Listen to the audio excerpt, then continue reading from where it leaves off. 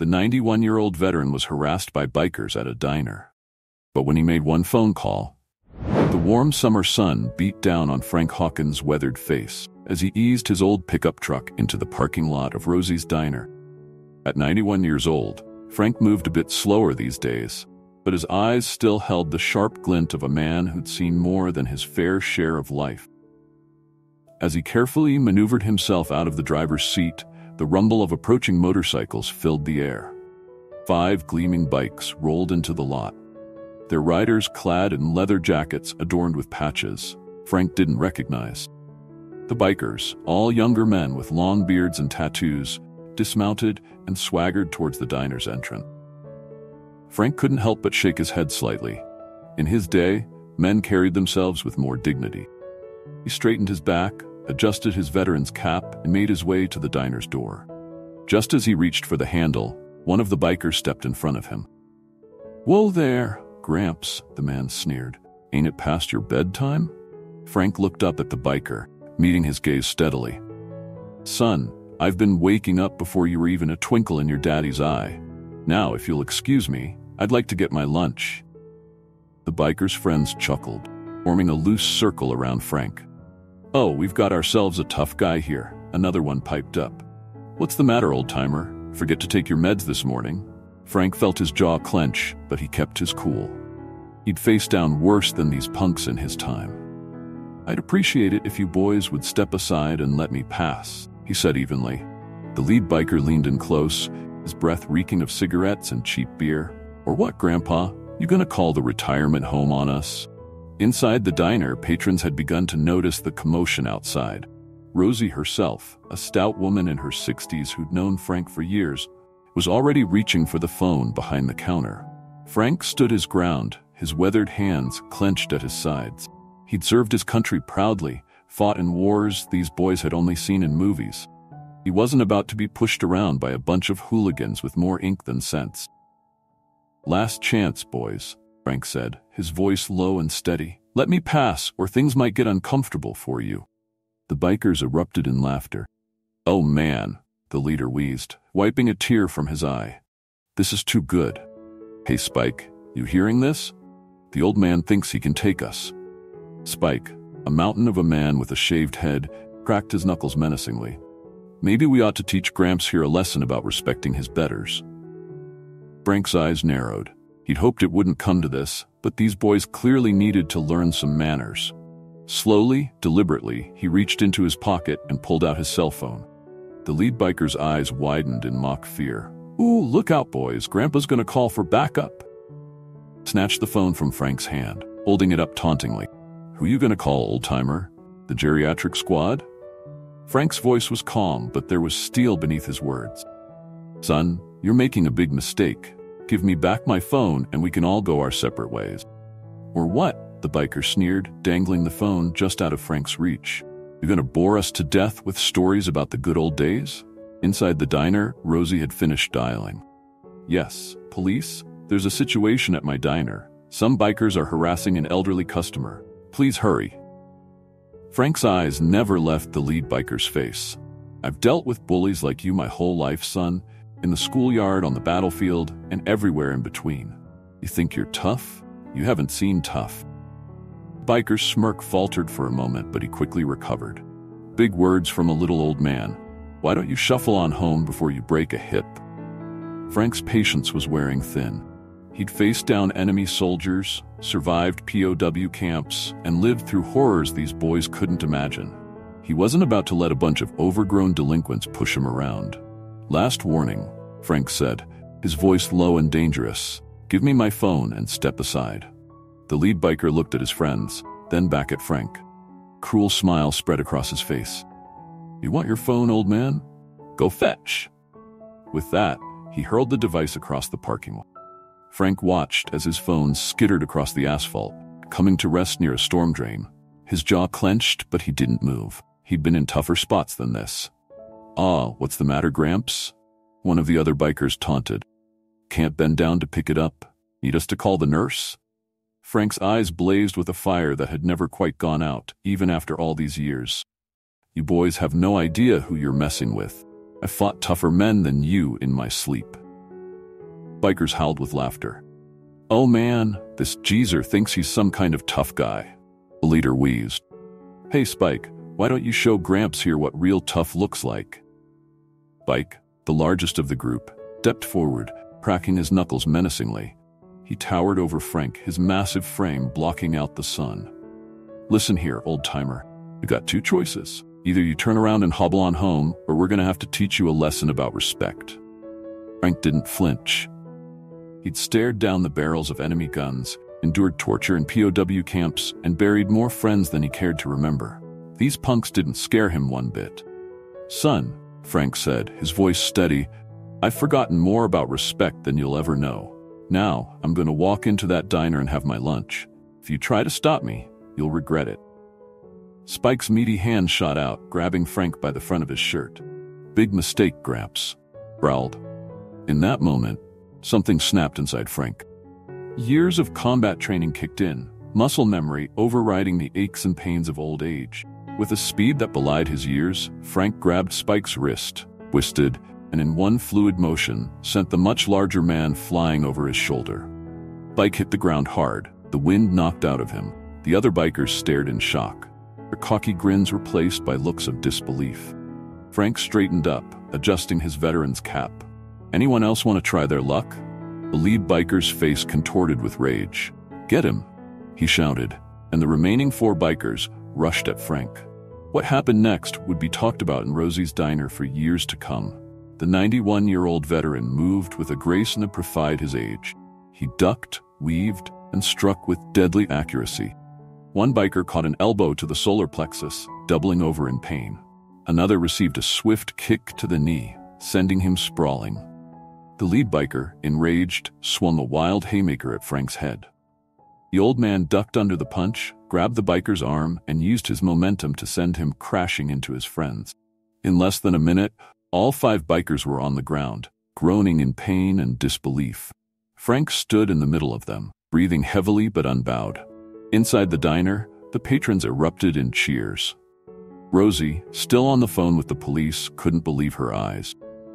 "You won't believe this," she said into the receiver, "but our elderly customer just took down all 5 bikers by himself." Frank walked over to where his phone lay, picked it up, and brushed it off. He looked at the screen, nodded to himself, and then turned back to the bikers, who were slowly getting to their feet. "Now then," Frank said, his voice calm but authoritative, "I believe we have some unfinished business." As Frank faced down the dazed and battered bikers, his mind drifted back to another time, another place. It was 1953, and he was a young soldier serving in Korea. The memory was as vivid as if it had happened yesterday. Frank and his squad were pinned down by enemy fire, trapped in a muddy trench with dwindling ammunition and no hope of immediate rescue. The air was thick with the acrid smell of gunpowder and the metallic tang of blood. "We're not going to make it, Hawk," Buddy Mike wheezed, clutching a wound in his side. "This is it." Frank refused to give up. He looked at the scared faces of his fellow soldiers, barely more than boys, and knew he had to do something. With a deep breath, he gripped his rifle tighter. "Listen up," he said, his voice steady despite the chaos around them. "We didn't come all this way to die in this godforsaken trench. We're getting out of here, all of us." And somehow, against all odds, they did. Frank led a daring charge that caught the enemy by surprise, allowing them to break through the lines and reach safety. It was an act of bravery that earned him the Silver Star and the undying loyalty of his squad. Back in the present, Frank's hand unconsciously touched the Silver Star pin on his veteran's cap. The lessons he'd learned in Korea had stayed with him his entire life. Never give up, never leave a man behind, and always stand up to bullies. Meanwhile, across town, Frank's grandson Tommy was just finishing up his shift at the local VA hospital. At 35, Tommy had followed in his grandfather's footsteps, serving 2 tours in Afghanistan before becoming a nurse to help his fellow veterans. As he hung up his scrubs, Tommy's phone buzzed with a text from his mother. "Have you heard from Grandpa today?" "He's not answering his phone." Tommy frowned. It wasn't like his grandfather to ignore calls. Despite his age, Frank was fiercely independent and sharp as a tack. Something must be wrong. "I'll swing by the diner and check on him," Tommy texted back. He knew his grandfather's routines, and Rosie's diner was a regular haunt. As he drove towards the diner, Tommy couldn't help but smile as he thought about his grandfather. Frank had been more than just a grandparent. He'd been a mentor, a friend, and an inspiration. The stories of Frank's wartime heroics had fueled Tommy's own desire to serve his country. But it wasn't just the war stories that Tommy admired.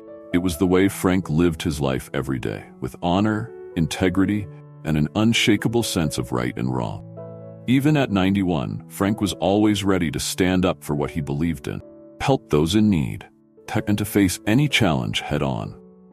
Tommy pulled into the diner's parking lot, his concern growing as he saw the crowd gathered outside. And there, in the center of it all, stood his grandfather, facing down a group of tough-looking bikers. For a moment, Tommy was transported back to his childhood, sitting on Frank's knee as the old man regaled him with tales of bravery and camaraderie from the war. "Remember, Tommy," Frank would say, his eyes twinkling, "it's not the size of the dog in the fight. It's the size of the fight in the dog." Looking at his grandfather now, standing tall despite being surrounded by men half his age and twice his size, Tommy realized that Frank had been living by those words his entire life. As Tommy stepped out of his car, ready to rush to his grandfather's aid, paused. There was something in Frank's stance, in the set of his shoulders, that told Tommy this was Frank's fight. And if there was one thing Tommy had learned from his grandfather, it was to trust in the old man's ability to handle himself. So instead of intervening, Tommy hung back, watching with a mixture of concern and pride as his 91-year-old grandfather faced down the group of intimidating bikers. Whatever happened next, Tommy knew one thing for certain. Frank Hawkins was not a man to be underestimated. Frank stood his ground, bone in hand, as the bikers slowly regained their composure. The initial shock of being bested by a 91-year-old man was wearing off, replaced by a simmering anger that threatened to boil over at any moment. The lead biker, nursing a bloody nose, glared at Frank with undisguised hatred. "You're dead, old man," he snarled. "You hear me? Dead." Frank met his gaze steadily. "Son, I've been hearing that threat since before you were born. It hasn't stuck yet." Biker took a menacing step forward, but Spike, still wheezing from his unexpected flight, grabbed his arm. "Boss," he wheezed, "maybe we should just go. This ain't worth it." "Shut up," the leader snapped, yanking his arm free. Turned back to Frank, eyes blazing. "You think you're tough, Gramps? You ain't seen nothing yet. Boys, let's show this fossil what real pain looks like." Bikers spread out, forming a loose circle around Frank. The old veteran's eyes darted from one to another, assessing the threat. He'd managed to surprise them once, but he was under no illusions about his chances against 5 younger, stronger opponents in a prolonged fight. Inside the diner, Rosie was becoming increasingly agitated. "Where are those cops?" she muttered, peering anxiously out the window. She'd known Frank for years, had heard the stories of his wartime heroic. But heroics or not, he was still a 91-year-old man facing down a gang of violent thugs. Outside, Frank's mind raced. He'd faced worse odds before, but he'd been a lot younger then. Still, he wasn't about to back down. These punks needed to learn a lesson about respect, and Frank was just the man to teach it to them. "Last chance, boys," Frank said, his voice calm but firm. "Walk away now, and we can forget this ever happened." The lead biker laughed, a harsh, ugly sound. "Oh, we ain't forgetting nothing, old-timer. We're gonna make sure you remember this day for the rest of your very short life." Frank nodded, as if coming to a decision. "All right then, you've made your choice." With deliberate slowness, he raised his phone and pressed a single button. The lead biker's eyes widened in mock fear. "Ooh, what's this? All in for an ambulance already? Good thinking, Gramps. You're gonna need it." Frank wasn't calling an ambulance. Phone rang once, twice, and then a gruff voice answered. "Hawkins? That you old warhorse?" "Charlie," Frank said, his eyes never leaving the bikers. "Remember that favor you owe me? I'm to pay up." Bikers exchanged confused glances. Who was this old man talking to? "Where are you?" Charlie's voice crackled through the speaker. "Rosie's diner," Frank replied. "And Charlie? Bring the boys." The lead biker, his curiosity getting the better of him, a step closer. "Who the hell are you talking to, old man?" Frank lowered the phone, a small smile playing at the corners of his mouth. "Just calling in some backup, son. You boys might want to reconsider your position." Biker snorted. "What? You got some other geriatrics coming to help you out? We ain't scared of no retirement home posse." Frank's smile widened. "Oh, I think you might be scared of this particular posse." Before the biker could respond, the roar of approaching motorcycles filled the air. But these weren't just any motorcycle. The deep, thunderous rumble could only come from one type of bike. Harley, and a lot of them. The bikers' heads whipped around as a veritable army of motorcycles poured into the parking lot. These weren't young punks playing at being tough. These were weathered, battle-hardened men, many sporting Vietnam veteran patches alongside their Harley-Davidson logos. At their head, riding a massive black Harley, was a man who looked nearly as old as Frank. His leathery face was creased with years of sun and wind, and a thick white mustache drooped over his stern mouth. The new arrivals formed a circle around Frank and the increasingly nervous-looking bikers. The old man on the black Harley dismounted, his movements stiff but purposeful. "You all right, Hawk?" Called out. Frank nodded, grin spreading across his weathered face. "Never better, Charlie. Just having a little chat with these young fellas about respect." Charlie's eyes narrowed as he surveyed the scene. "These boys giving you trouble?" The lead biker, his earlier bravado rapidly evaporating, held up his hands. "Look, we don't want any trouble. This is just a misunderstanding." Charlie ignored him, his gaze fixed on Frank. "What do you say, Hawk? These punks need a lesson in manners?" Frank considered for a moment, then shook his head. "Nah, I think they're starting to get the picture. Aren't you, boys?" The bikers nodded frantically, their eyes darting between Frank, Charlie, and the sea of leather-clad veterans surrounding them. Charlie grunted, clearly disappointed. "You're getting soft in your old age, Hawk. Back in Nam, we would've." "That was a long time ago, Charlie," Frank cut him off gently. "We're not those men anymore." A murmur of agreement rippled through the assembled veterans. They'd seen enough violence in their lives. They didn't need to add to it now. The lead biker, sensing an opportunity, spoke up. "Listen, we're sorry, okay? We didn't mean any disrespect. We'll just get on our bikes and go." Frank turned to him, his eyes hard. "Not so fast, son. You owe me an apology, and not just to me, to every veteran who ever put on a uniform to protect punks like you." The biker swallowed hard, then nodded. "Right, I'm sorry. To you and to all of you," he said, gesturing to the assembled veterans.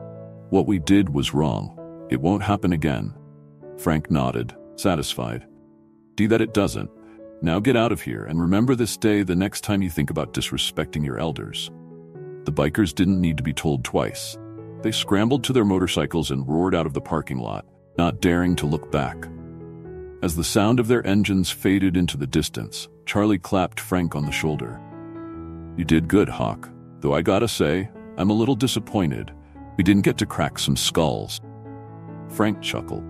"The day's still young, Charlie. How about we head inside and I'll buy you boys around? I think Rosie might even have some of that apple pie you like." A cheer went up from the assembled veterans, and they began to file into the diner, clapping Frank on the back as they passed.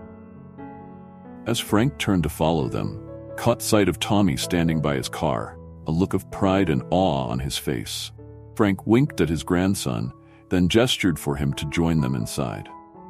It had been quite a day, but as Frank looked around at his old comrades, couldn't help but feel grateful. These were the bonds that had been forged in the heat of battle, tempered by time, and strengthened by shared experiences. These were the men he'd fought alongside, bled with, and mourned with. And even now, all these years later, they still had each other's backs. As the veterans settled into booths and around tables in Rosie's diner, a buzz of excitement filled the air. Rosie herself bustled about, pouring coffee and slicing generous portions of her famous apple pie. Tommy slid into a booth across from his grandfather, his eyes wide with amazement. "Grandpa, that was incredible.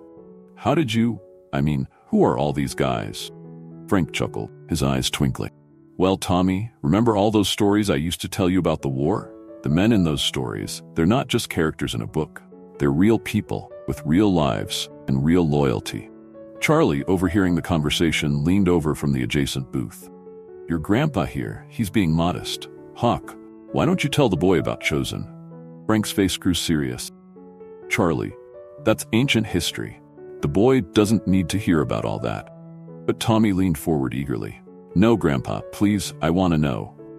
Frank sighed, then nodded. All right, but remember, this isn't just a story. This really happened. And so, Frank began to tell the tale of the Battle of Chosin Reservoir, one of the most brutal engagements of the Korean War. As he spoke, the diner grew quiet, veterans and civilians alike hanging on his every word. It was December 1950, Frank began, his voice taking on a distant quality. We were surrounded by Chinese forces, outnumbered nearly 10-1. The temperature was 30 below zero. Men were freezing to death in their foxholes. He described the desperate fight for survival, how American forces had to fight their way out of the encirclement, carrying their wounded with them. We made a promise, Frank said, his voice thick with emotion. No one gets left behind. Not then, not ever.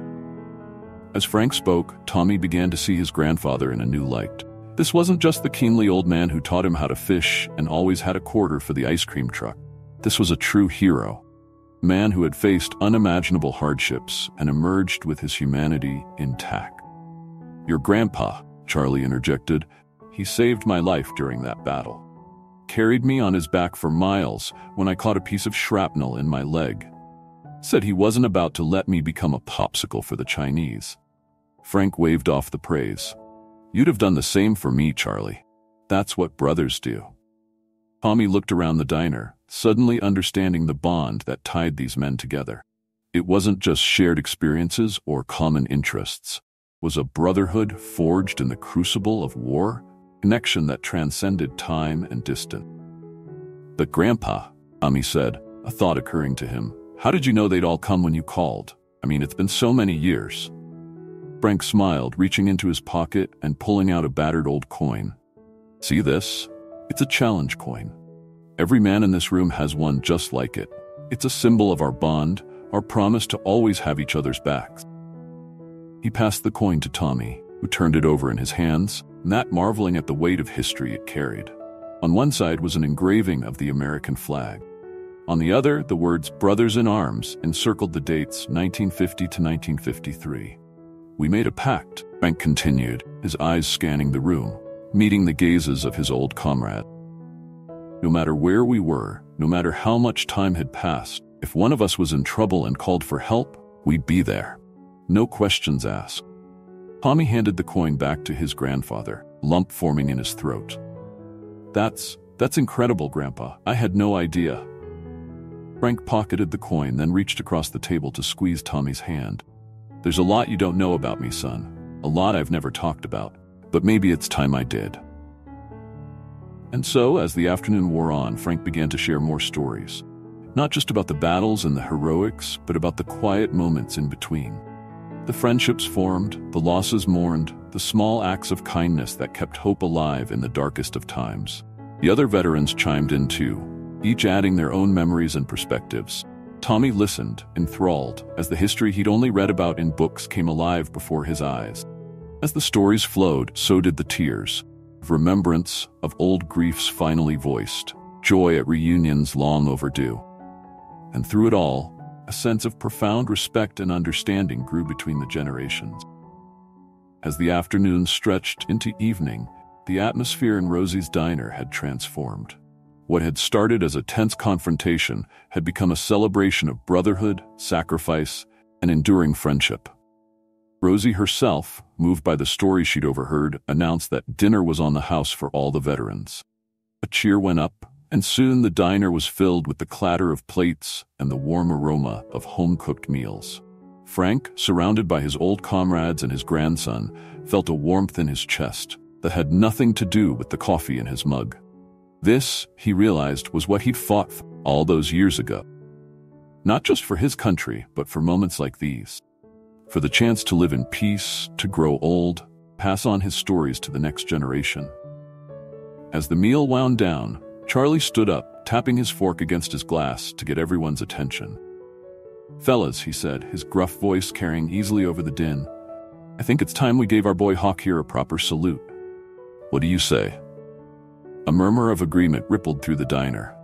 One by one, the veterans stood, forming a line that stretched from one end of the diner to the other.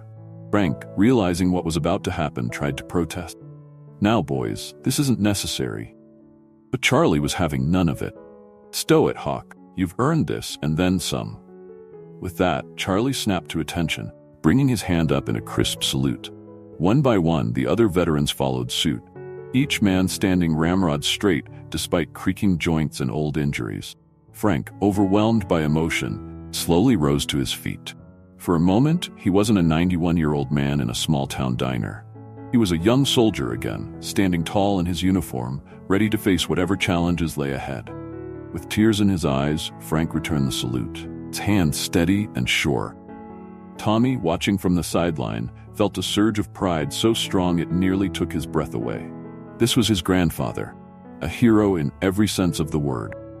Not just for what he'd done in war, but for how he'd lived his life every day since. As the salute ended and the veterans retook their seats, there wasn't a dry eye in the house. Even Rosie, tough as nails and not given to sentimentality, was dabbing at her eyes with the corner of her apron. Frank, his voice thick with emotion, addressed the room. "You boys," he said, pausing to clear his throat. "You boys are the real heroes. Every damn one of you. What we did back then, it wasn't for glory or medals. It was for each other. For the man next to us in the foxhole, for the families waiting for us back home, for the country we loved." He looked around the room, meeting each man's eyes in turn. "We made it home," he continued. "A lot of good men didn't. But we carried them with us, in our hearts and in our memories. And we've lived our lives in a way that would make them proud." Frank turned to Tommy, placing a hand on his grandson's shoulder. "And now, it's up to the next generation to remember, honor, and to serve in their own way. Not necessarily in war, but in life. To stand up for what's right, protect those who can't protect themselves. To never forget the cost of the freedoms we enjoy." Tommy nodded solemnly, understanding the weight of the legacy being passed on to him. As the evening drew to a close and the veterans began to say their goodbyes, there was a sense that something profound had occurred. Bonds had been renewed, stories had been shared, and a new generation had been given a glimpse into a world they'd only read about in history books. Frank stood at the door of the diner, shaking hands and exchanging hugs with his old comrades as they left. Each man pressed something into Frank's hand as they said goodbye, their own challenge coins, a tangible reminder of the bond they shared. As the last motorcycle roared off into the night, Frank turned to Tommy, peaceful smile on his face. "Well, son," he said, "what do you say we head home? I think your grandmother might be wondering where we've gotten to." Tommy nodded, still processing everything he'd seen and heard. As they walked to the car, he realized that his grandfather, and all the men like him, given him a precious gift. Not just the freedom he enjoyed every day, but a living example of courage, loyalty, and integrity. And as they drove home under the starry sky, Tommy made a silent vow. He would live up to the example set by these brave men. He would remember their sacrifices, honor their memory, and strive every day to be worthy of the legacy they'd left behind. In the days that followed, news of what had transpired at Rosie's diner spread through the town like wildfire. The story of how a 91-year-old veteran had stood up to a gang of bikers, only to be backed up by an army of his old war buddies, became local legend. Frank found himself something of a celebrity. People would stop him on the street to shake his hand, thank him for his service. But for Frank, the real impact of that day was much more personal. He and Tommy began spending more time together. Frank opened up about his experiences in the war, sharing not just the moments of heroism, the fear, the loss, and the difficult decisions he'd had to make.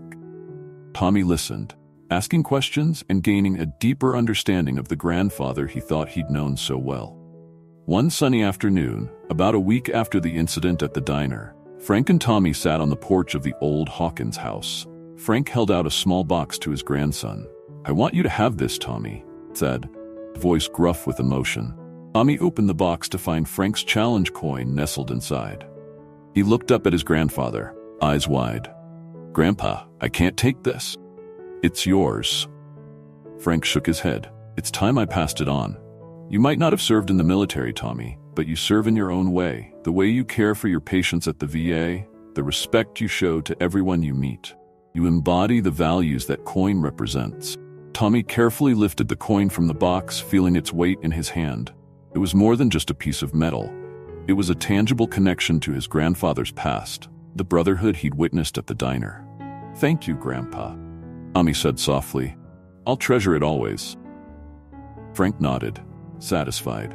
"Just remember, son, that coin isn't just a keepsake. It's a reminder that there are some things worth fighting for. That true strength isn't about muscles or tough talk, but about standing up for what's right, even when you're standing alone." Tommy nodded solemnly, pocketing the coin. "I understand, Grandpa, and I promise I'll always try to live up to what it represents." As they sat there watching the sun set over the town they both called home, Frank felt a sense of peace settle over him. He'd lived a long life, seen more than his share of hardship and loss. But he'd also known deep friendship, unwavering loyalty, and the satisfaction of a life well lived.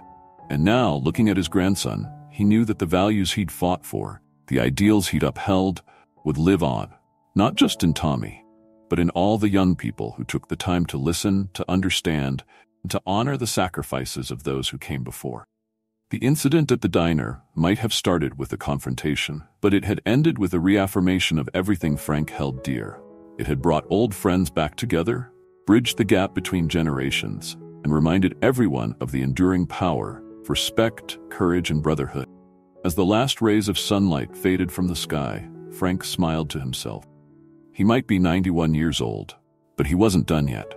There were still stories to tell, lessons to teach, and a legacy to pass on. And as long as there were people willing to listen and learn, the spirit of men like Frank Hawkins would never truly fade away. As the stars began to twinkle in the darkening sky, Frank and Tommy sat in companionable silence. Gentle creaking of the porch swing and the distant chirping of crickets created a peaceful backdrop to their thoughts. Frank glanced at his grandson, noting the way Tommy's fingers absently traced the outline of the challenge coin in his pocket. A sense of contentment washed over the old veteran. He had faced many challenges in his long life, from the battlefields of Korea to the confrontation at Rosie's diner, but perhaps his greatest achievement was sitting right beside him. In Tommy, and in all the young people who took the time to listen and understand, the stories of Frank's generation would live on. The values of courage, loyalty, and respect that had guided him throughout his life would continue to inspire and shape the future. As they finally stood to go inside, Frank placed a hand on Tommy's shoulder. No words were needed. The gesture spoke volumes. The torch had been passed, and Frank knew it was in good hands. The door closed behind them, but the legacy of Frank Hawkins and his brothers in arms would endure. Timeless reminder of the power of standing up for what's right, no matter the odds.